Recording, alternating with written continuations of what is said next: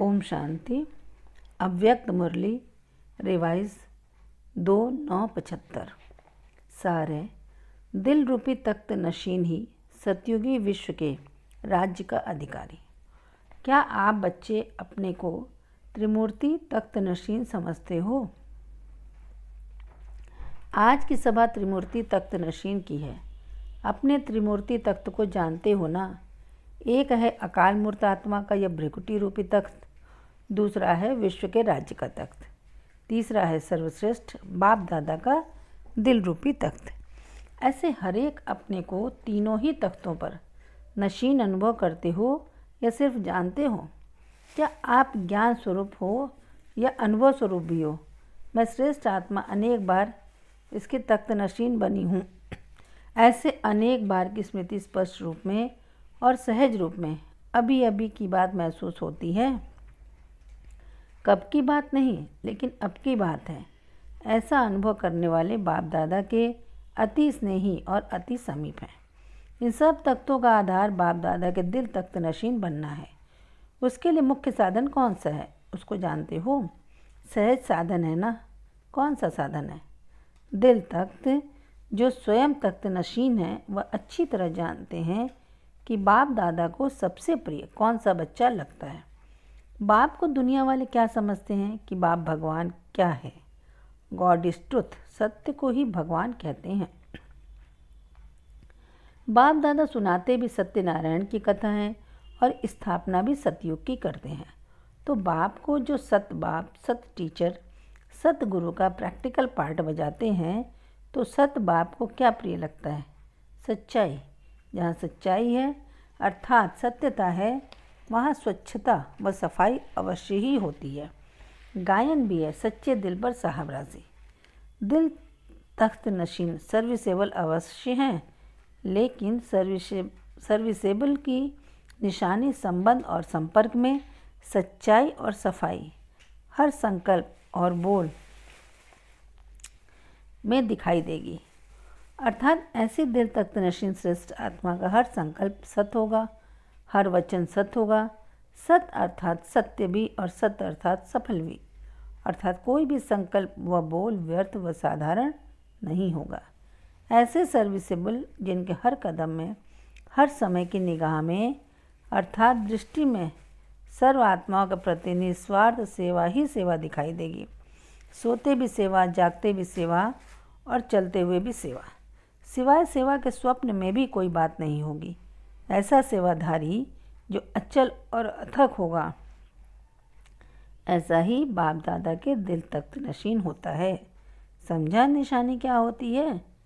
ऐसे दिल तख्त नशीन के लिए विश्व के राज्य का तख्त प्राप्त करना निश्चित ही है। जैसे इन एडवांस सीट बुक होती है, ऐसे कल्प कल्प के लिए राज तख्त निश्चित है। प्रकृति को अधीन कर विजयी बनने वाले बच्चे विश्व के राज्य अधिकारी बनेंगे अथवा नहीं, यह संकल्प भी नहीं उठ सकता।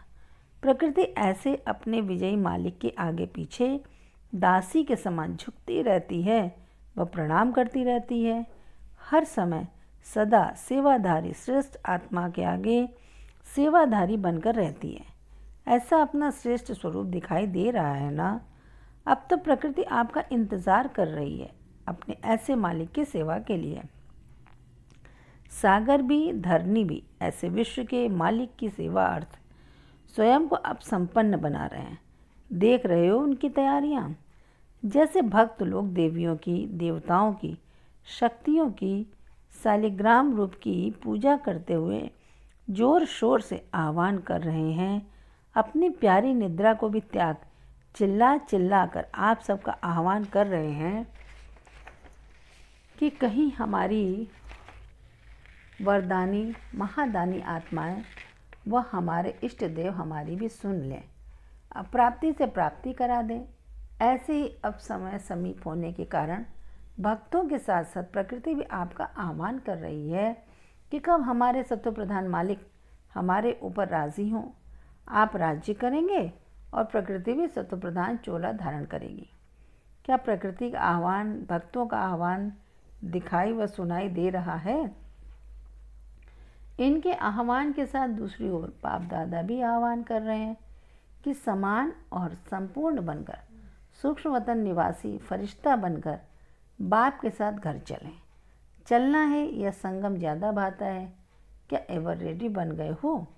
जहाँ बिठाएं, जिस रूप में बिठाएं और जब तक बिठाएं, ऐसे वायदे में सदा स्थित रहते हो। लास्ट ऑर्डर रूहानी मिलिट्री को कितने समय में मिलेगा? 1 सेकंड का ऑर्डर होगा।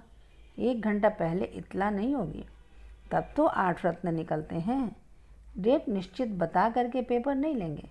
अर्थात लास्ट डेट जो ड्रामा में निश्चित है, वह निश्चित डेट और समय नहीं बतलाया जाएगा।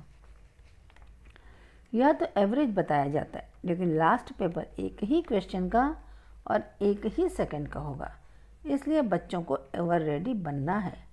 हर समय स्वयं को चेक करो कि समेटने की शक्ति और सामना करने की शक्ति, दोनों शक्तियों से संपन्न बन गए हो। समेटने की शक्ति का बहुत समय से कर्तव्य में लाने का अभ्यास चाहिए। लास्ट समय समेटना शुरू नहीं करना।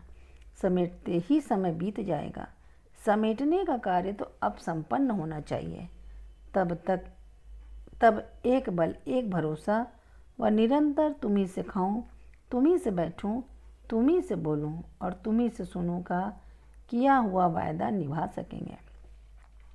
ऐसे नहीं कि 8 घंटा तुम्ही से बोलूं, सुनूं, बाकी समय आत्माओं से बोलूं व सुनूं। यह निरंतर का वायदा है।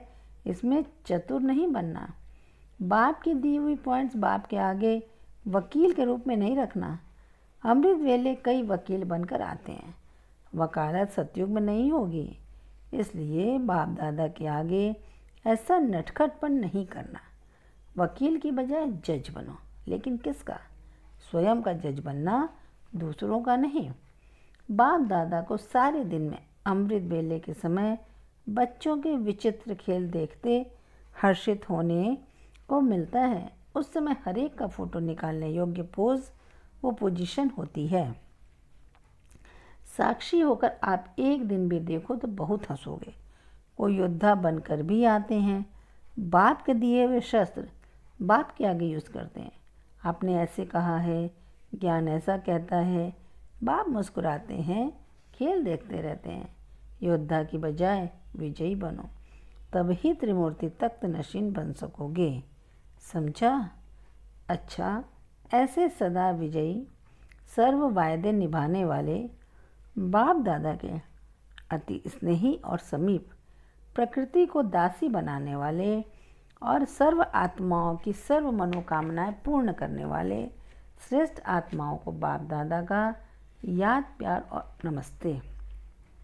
बच्चों की तरफ से भी बाबा को नमस्ते नमस्ते नमस्ते।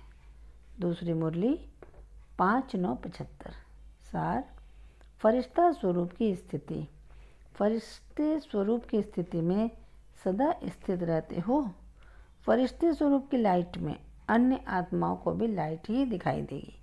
हद के एक्टर्स जब हद के अंदर अपनी एक्ट करते दिखाई देते हैं तो लाइट के कारण अति सुंदर स्वरूप दिखाई देते हैं।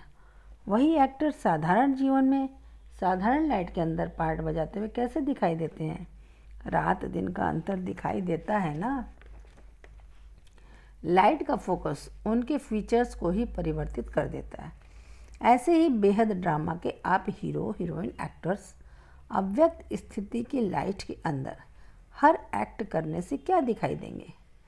अलौकिक फरिश्ते साकारी की बजाय सूक्ष्म वतनवासी नजर आएंगे। साकारी होते हुए भी आकारी अनुभव होंगे। हर एक्ट हर एक को स्वतः ही आकर्षित करने वाला होगा। जैसे आज हद का सिनेमा व ड्रामा कलयुगी मनुष्यों के आकर्षण का मुख्य केंद्र है।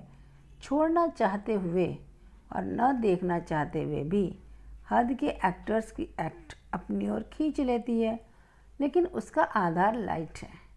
ऐसे ही इस अंतिम समय में माया के आकर्षण की अति के बाद अंत होने पर बेहद के हीरो एक्टर्स जो सदा जीरो स्वरूप में स्थित होते हुए जीरो बाप के साथ हर पार्ट बजाने वाले हैं और दिव्य ज्योति स्वरूप वाले हैं, जिनकी स्थिति भी लाइट की है और स्टेज पर हर पार्ट भी लाइट में है। अर्थात जो डबल लाइट वाले फरिश्ते हैं वे हर आत्मा को स्वतः ही अपनी तरफ आकर्षित करेंगे। आजकल की दुनिया में ड्रामा के अतिरिक्त और कौन सी वस्तु है जो ऐसे फरिश्तों के नैनों जैसी आकर्षण करने वाली है? टीवी।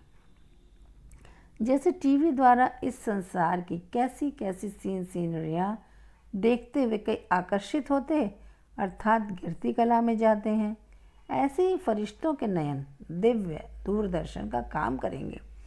हर एक के नयनों द्वारा सिर्फ इस संसार के ही नहीं लेकिन तीनों लोकों के दर्शन करेंगे।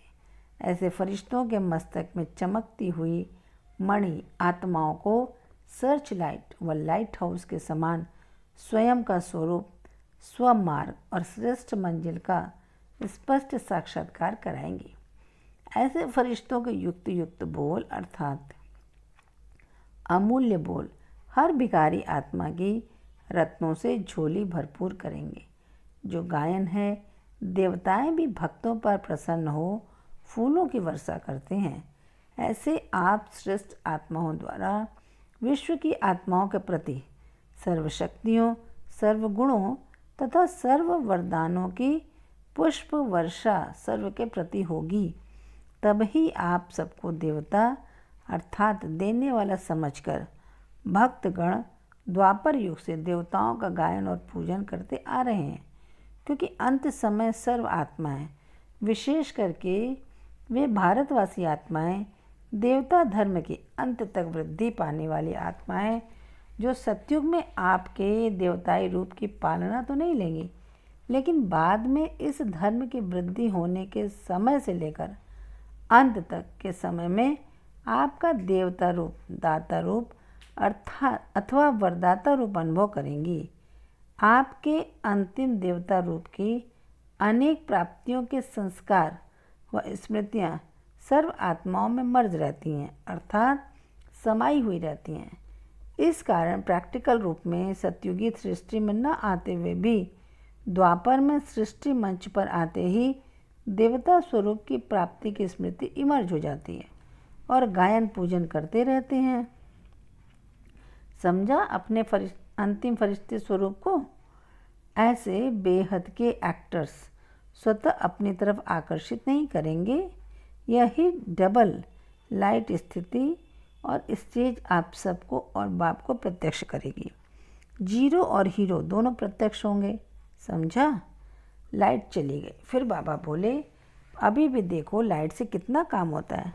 अभी भी आप सब के आकर्षण करने की वस्तु लाइट के आधार पर है। अच्छा, ऐसे सदा जीरो के साथ हीरो, पार्ट बजाने वाले, सदा देने वाले देवता स्वरूप, विश्व में स्वयं को और बाप को प्रख्यात करने वाले, विश्व की सर्व आत्माओं की सर्व मनोकामनाएं संपन्न करने वाले, ऐसे फरिश्तों की दुनिया में रहने वाले और फरिश्तों की दुनिया से पार रहने वाले बाप दादा का याद प्यार और नमस्ते। बच्चों की तरफ से बाबा को नमस्ते नमस्ते नमस्ते। वरदान, अपने ऑक्यूपेशन की स्मृति द्वारा मन को कंट्रोल करने वाले राजयोगी भव। अपने ऑक्यूपेशन की स्मृति द्वारा मन को कंट्रोल करने वाले राजयोगी भव। स्पष्टीकरण, अमृत वेले तथा सारे दिन में बीच बीच में अपने ऑक्यूपेशन को स्मृति में लाओ कि मैं राजयोगी हूँ। राजयोगी की सीट पर सेट होकर रहो। राजयोगी माना राजा, उसमें कंट्रोलिंग और रूलिंग पावर होती है। वह 1 सेकंड में मन को कंट्रोल कर सकते हैं। वह कभी अपने संकल्प, बोल और कर्म को व्यर्थ नहीं गंवा सकते। अगर चाहते हुए भी व्यर्थ चला जाता है तो उसे नॉलेजफुल व राजा नहीं कहेंगे। स्लोगन, स्व पर राज्य करने वाले ही सच्चे स्वराज्य अधिकारी हैं। स्व पर राज्य करने वाले ही सच्चे स्वराज्य अधिकारी हैं। अच्छा, ओम शांति।